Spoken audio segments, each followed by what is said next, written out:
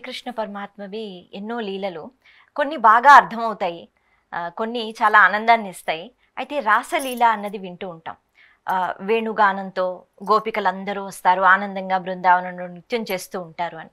దీన్ని ఎలా అర్థం చేసుకోవాలి? అంటే ప్రతిరోజు బృందావనంలో ఈ ప్రతిరోజు ఆడుకోవడం, పాడుకోవడం అన్నది దీని ద్వారా గోపికల యొక్క మధుర ప్రేమని మనం చూడాలా? లేకపోతే రాసలీల అంటే ఆ రాత్రి వేళ ఈ స్త్రీలు మరి బయటికి వచ్చేసి అలా నృత్యం చేయటం ఏంటి అనేటట్టుగా కూడా కొంతమంది మాట్లాడటము అది వింటూ ఉంటాం. ఇప్పుడు ఈ రాసలీలని ఎలా అర్థం చేసుకోవాలి? భగవంతుడు యొక్క లోకంలో మాటలు ఉండవు. ప్రతి మాట అక్కడ పాటగానే ఉంటుంది. అక్కడ నడక ఉండదు. ప్రతి అడుగు కూడా నృత్యమే ఉంటుంది.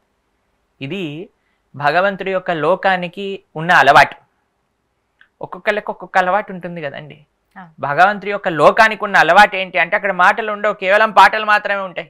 అక్కడ నడక ఉండదు, కేవలం నృత్యం మాత్రమే ఉంటుంది. అటువంటి గోలోక బృందావనం ఈ ప్రపంచంలో వచ్చినప్పుడు అక్కడ ఆనందం ఆనందం ఆనందం తప్ప ఇంకేం ఉండదు. రాసలీల రాసలీల రాసలీల అనుకుంటున్నాం కదా. రాసలీల చేసినప్పుడు కృష్ణుడి యొక్క వయసు 10 సంవత్సరాల కంటే చిన్నపిల్లవాడు. 10 సంవత్సరాలకి చిన్నపిల్లవాడికి ఆడ మగ తేడా తెలుస్తుందా అండి? చిన్నపిల్లలకి ఎప్పుడు కూడా అందరు కలిసే ఉంటారు. మనం ఒక వయసు వచ్చాక కానీ ఆ తేడా, ఆ డిఫరెన్సియేషన్ అనేది మనం చేస్తాం. చిన్నపిల్లలకి ఏముంటుందండి ఆ డిఫరెన్సియేషన్? ప్లస్ భగవంతుడికి కాని వాళ్ళు ఎవరైనా ఉన్నారా? మగవాళ్ళు కాదు, ఆడవాళ్ళు కాదు. మనం పురుషుడైనా స్త్రీ అయినా అందరం ప్రకృతి, అందరం భగవంతుడికి చెందిన వాళ్ళమే. కాబట్టి దాంట్లో ఎటువంటి తారతమ్యం లేదు. ఒక స్త్రీ ఇక్కడ గోపికలు స్త్రీలని, భగవంతుడు పురుషుడని కాదండి. అక్కడ గోపికలు భగవంతుడి యొక్క మిర్రర్ ఇమేజ్. వాళ్ళేదో భగవంతుడు వేరు గోపికలు వేరు కాదండి. ఆయన యొక్క హ్లాదిని శక్తి, ఆయన యొక్క ఆనంద శక్తియే గోపికల యొక్క స్వరూపం అన్నమాట. కాబట్టి అందులో ఎటువంటి మనకి అంటే అండి ఇప్పుడు అంత చెత్త చూస్తారు కాబట్టి భగవంతుడి యొక్క లీలలు కూడా అదే దృష్టిలో చూస్తారు. ఇప్పుడు ఏది మనకి యద్భావం తద్భవతి అంటారు కదా. మన మనసులో అంత చెత్త ఉందనుకోండి, అన్ని చోట్ల చెత్తే చూస్తారు. మన మనసులో కానీ స్వచ్ఛమైన భగవత్ ప్రేమ ఉందనుకోండి, అప్పుడు అంతా కూడా భగవంతుడి యొక్క లీల యొక్క విశిష్టత గురించి చెప్తారు. శుకదేవ గోస్వామి రాసపంచాధ్యాయం చెప్తూ ఆయన మూర్ఛపోతారు ఆ ఆనందంతో.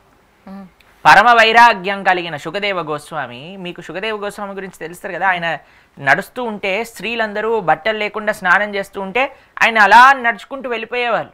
వెనకాల వ్యాసుడు వచ్చారనమాట. వ్యాసుడు వచ్చినప్పుడు వాళ్ళు వెంటనే ఇలా దాచుకున్నారనమాట. అప్పుడు వ్యాసుడు అంటాడు, అరే ఈయనేమో నా ఇంత పిల్లవాడు యంగ్ అండ్ డైనమిక్ ఫెలో, వాడు వెళ్ళిపోతుంటే మీరు సిగ్గుపడలేదంటే ఆయనకు అసలు పురుషుడు స్త్రీ అనే భావనే లేదు కదా. ఆయనకు అంత వైరాగ్య స్వరూపం కదా శుకదేవ గోస్వామి. అటువంటి శుకదేవ గోస్వామి నిజంగానే కృష్ణుడి యొక్క గోపికల యొక్క లీలలు ఏదో ఒక ఈ ప్రపంచంలో ఉన్నట్టుగా boyfriend girlfriend relationships అనుకునుంటే, పరీక్షిత మహారాజుకి 7 రోజులలో ప్రాణాన్ని త్యజించేవాడు ఇంతమంది వేలాది మంది యోగులు, మునులు, ఋషులు, మహానుభావులు, దేవతలు అందరూ ఉన్న ప్రదేశంలో రాసలీల గురించి ప్రస్తావన చేస్తారా చెప్పండి? రాసలీల గురించి ప్రస్తావన చేయటమే కాదు, ఇప్పటికీ బృందావన యోగులు ఎవరైతే బృందావనంలో శ్రీకృష్ణుని చేరుకోవాలి అని అనుకుంటున్నారో వాళ్ళ యొక్క ధ్యేయమే రాసలీల. ఎందుకు అని అంటే రాసలీల అని అంటే భగవంతుడికి, జీవాత్మకి, పరమాత్మకి ఉన్న అత్యంత బెస్ట్ ఆనంద కనెక్షన్ రాస నృత్యము అని అంటారు దాన్ని. గోపికలందరికీ కృష్ణుడు భగవంతుడు అనే పూర్తి స్పృహ ఉంది. నకలు గోపిక నందనోభవ అఖిల దేహినాం అంతరాత్మ దృక్ అని గోపికలు కృష్ణుడికి ప్రార్థన చేస్తారు. అయ్యా నువ్వు యశోదమ్మ పిల్లవాడిని అనుకోవు, నువ్వు అందరి దేహములలో ఉండే పరమాత్మవి. నువ్వు పరమాత్మకి జీవాత్మకి చెందే ఒక ఆనందమైన భావనే రాసలీల అన్నట్టు.